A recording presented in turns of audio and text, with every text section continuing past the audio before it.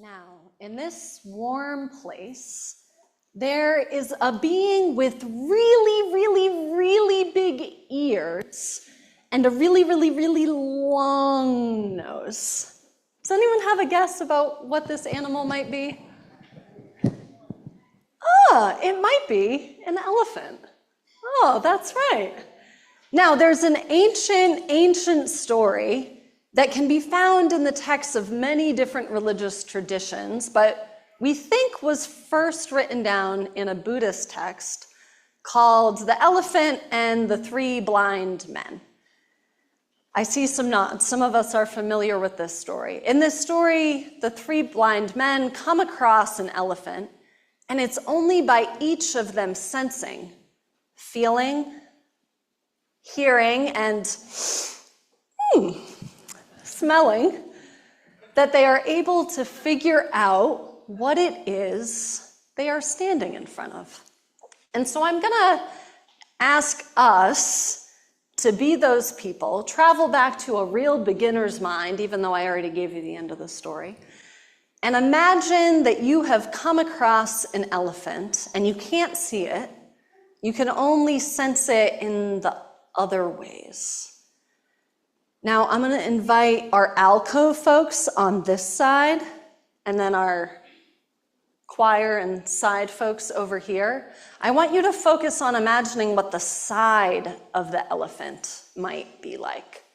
The right side, you all have the right side in the alcove, the left side, choir and friends. And folks right here, I want you to imagine the front of the elephant.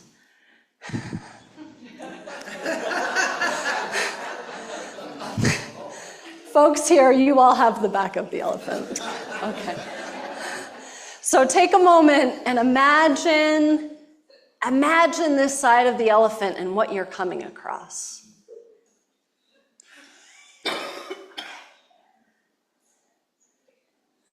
Right side of the elephant. What are you feeling? What are you sensing? You can share. Legs. Rough skin. Yep. Rough skin. Lots of rough skin. It's very big. Anything else we're coming across in this side? Ooh, a round tummy. A nice plump round tummy. A flappy ear. Amazing. We'll get to the other side soon. I'm going to come over to the left side of the elephant. What are you all feeling? Smelling, seeing? It could be a tree because it's so rough. I'm not sure. It might. We're saying it's so rough. Is this a tree? We're seeing a hump. We're feeling a hump. Ooh, someone's wondering, is this a plaster wall? Huh. Anything else from this side? What are we sensing and feeling?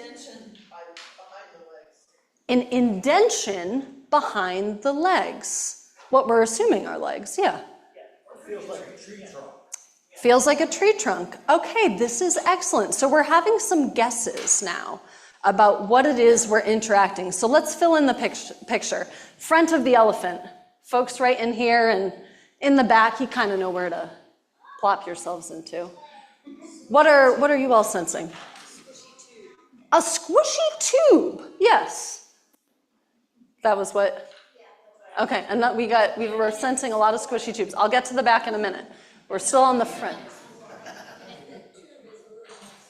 The tube is moving and exploring. Is that what you said? Okay. Pinocchio? We're like, oh, is this Pinocchio? Excellent guess. Anything else that we're feeling or sensing? Ooh, some ivory. Snorting noises. We're hearing some snorting noises. Oh. Yes. Big fat vine. Ooh, a big fat vine. Ooh, I wonder what that might be. Okay. Back. A floppy paintbrush in the back. Yes. What else are we coming across? Tree trunks. Tree trunks and way in the back? A hard brick butt. A hard brick butt. We're pretty sure it's a butt. What else are we getting? I'm sorry, what? Step carefully. Okay, so we're maybe noticing some smells that are giving us some caution about where we might be placing ourselves and what we wouldn't want to be interacting with. This is excellent. Any final observations that we've not made yet that came to you? Big feet. Big feet. Excellent. Uh-huh. Yep. Oh my gosh, there's this thing that keeps hitting us in the face. What did you say you thought it might be? Fur. There's some fur flopping us in the face. Oh my goodness. The wonderful thing about reality, about the truth, is that we all experience it differently, right? And by putting our different understandings of reality and the truth together, we not only get a more whole, complete, and accurate picture, it's also just a lot more fun, right? And it's a little more exciting, you know? We get like a tail flapping in our face, where we don't want to step in elephant poop. There's just a lot more excitement and joy. And this is one of the things that our children and youth are going to be exploring this year in their classes. So our children today, our younger kids from 5 to 11 or 12, are going to be making rice balls. I know, right? And in the story that's associated with this lesson, there's a little girl who goes out to find her brother to bring him back home for dinner because he always wanders off, you know?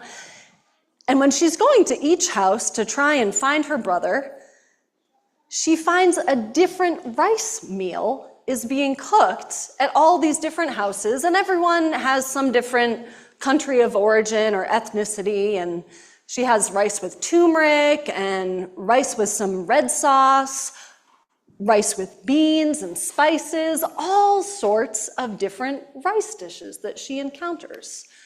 She's like, wow. This one reality of rice is made better, more delicious, more full when more people are interacting with it. And that's something that we believe as Unitarian Universalists too, right? That our own experience of reality and truth becomes more flavorful, more broad, more deep, more juicy, and it smells great in all sorts of different ways when each of us are experiencing it with our own lived experience and putting our own flavors and joy in it. Now, two roads diverged in a yellow wood. Two roads diverged in a yellow wood, and sorry I could not travel both and be one traveler. Long I stood and looked down one as far as I could to where it bent, and the other growth, and the undergrowth. Then took the other as just as fair, and having perhaps the better claim, because it was grassy and wanted wear. Though, as for that passing there, had warned them really about the same. And both that morning equally lay, and leaves no step had trodden black. Oh, I kept the first for another day, yet, knowing how lay leads on to way, I doubted if I should ever come back. I shall be telling this with a sigh. Somewhere ages and ages hence, two roads diverged in a yellow wood, and I took the one less traveled by, and that has made all the difference. Now, that reading was a little bit different than how we often hear it read.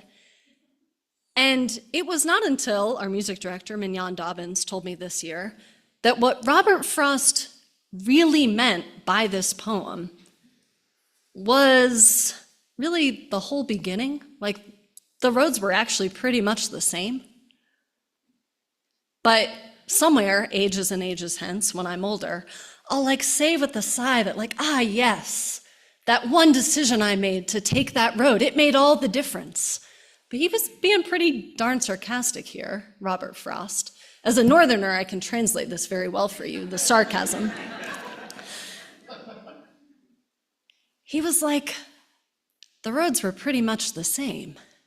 It probably didn't matter too much which road I took. That's a pretty different meaning than I was told in high school, and a different meaning that I think a lot of you have heard. And it can be a bit shaking because often as Unitarian Universalists, we pride ourselves on taking the road less traveled.